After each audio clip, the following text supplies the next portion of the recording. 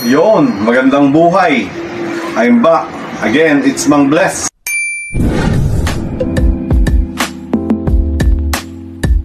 Para sa Real Talks.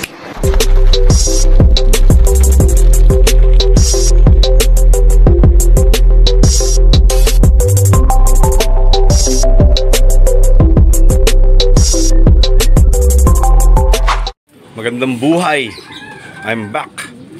It's Real Talk number 35 with Mang Bless. Ang word for today natin ay contingency o kaya backup plan. Yan. Sa ating pagre-racing pigeon, ayan, ang ganda. Niready ko lang to para sa mga pictorial ko, sa mga orders, at para pogi ang mga i-represent natin kay Suki. Contingency plan. Bakit po kailangan natin ng contingency plan?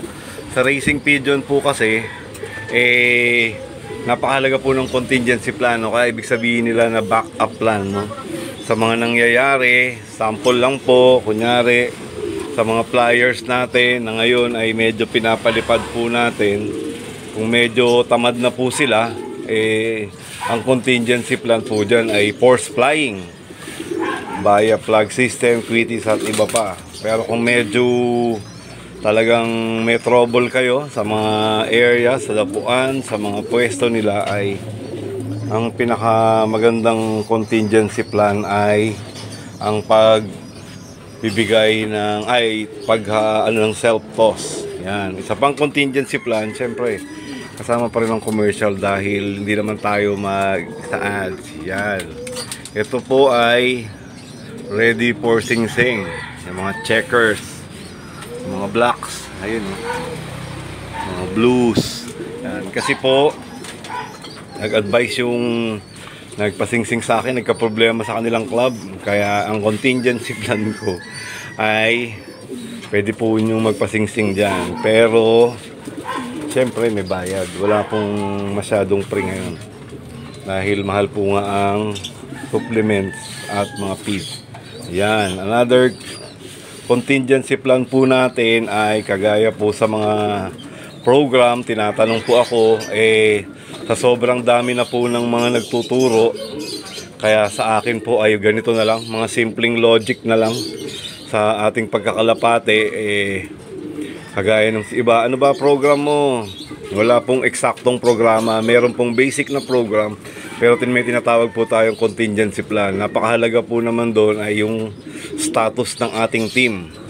Kung kailangan po nila ng, makikita nyo po sa mga supplement, sa mga requirements po nila, kung kailangan o sobra, no, sa mga dumi, no, sa mga hina nila, sa mga balahibo. Yan, may contingency plan po dyan ng mga dagdag kung sa palagay natin ay hindi po tayo satisfied sa mga natin, sa mga flyer natin, sa mga status nila.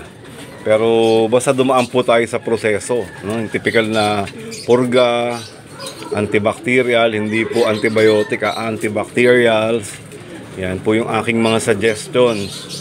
At bago mag full blast sa mga vitamins, na ang basic po talaga para sa akin lang na kailangan nila ay mga B vitamins, Brewer's yeast, kasi high in B complex na po yan, at mga B complex na rin. Kasi po sa ating buhay kailangan po lagi tayong may contingency. Baka sa sarili lang natin hindi ubra, baka kailangan din natin magdasal. Yan, di ba? Kailangan may mga padaplis tayong contingency plan. Lalong-lalo na ngayon palapit na yung karera, ay ang dami na naman nating makikitang nagdadasal sa Facebook. Pwede rin naman po tayong magdasal ng diretso, hindi na natin idadaan sa Facebook. Sorry po sa mga advance na mga resistance, yun lang naman po ay sa akin lang naman.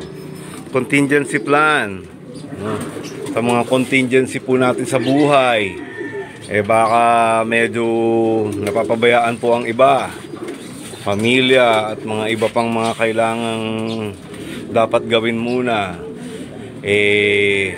Kailangan po may mga backup din po tayo, kagaya ng sinasabi ko sa iba, nag-extra effort para extrang racket para sa mga hobby nila, para hindi maapektuhan ng kanilang budget. Yan. At dahil dyan, baka mag-overtime na po ako at nagiging mapalakit po ako. Sorry na po agad. Pero para sa inyo ay peace. Thank you.